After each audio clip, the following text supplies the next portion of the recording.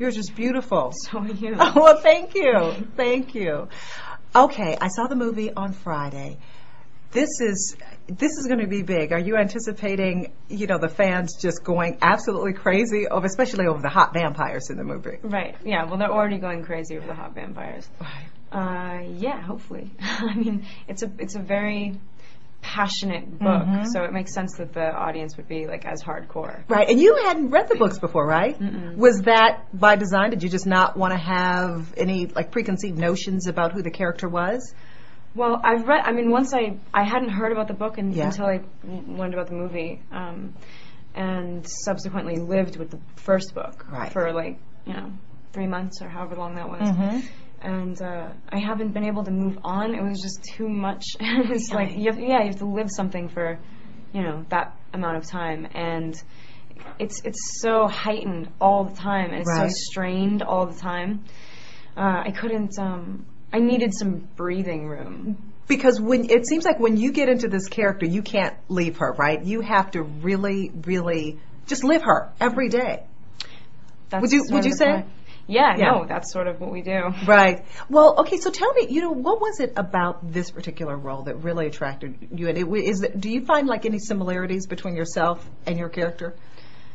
Yeah, well, I mean, Bella is sort of easy for, I feel like, every girl to relate to, because you semi-project yourself onto her because you feel like you are her when you're reading the book. Right. I mean, it's a total vicarious experience, detailed thoughts about fixations that you shouldn't know about. Like what? Oh, no, it's just she's obsessed with this guy, and there's whole chapters devoted to descriptions of his jawline, and so it moves slowly, it's quaint. It's very, there's a slow progression. It's a very character-driven movie, and she really encompasses the best sort of fundamental female qualities. She's a little insecure, but she compensates.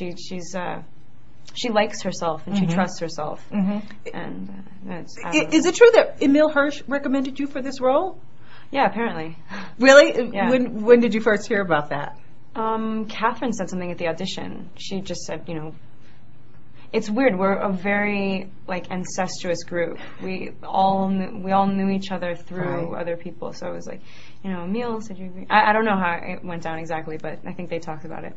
So you haven't had a chance to call him and say, "Hey, thanks." Hey, thanks, buddy. No, maybe you should be making that call pretty soon. Let's talk about the chemistry between you and Rob. I mean, did you two have to?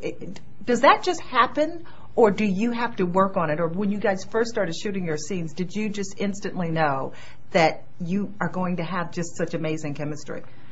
Well, the audition was pretty intense, just in that he was so different from everybody else that came in. He wasn't.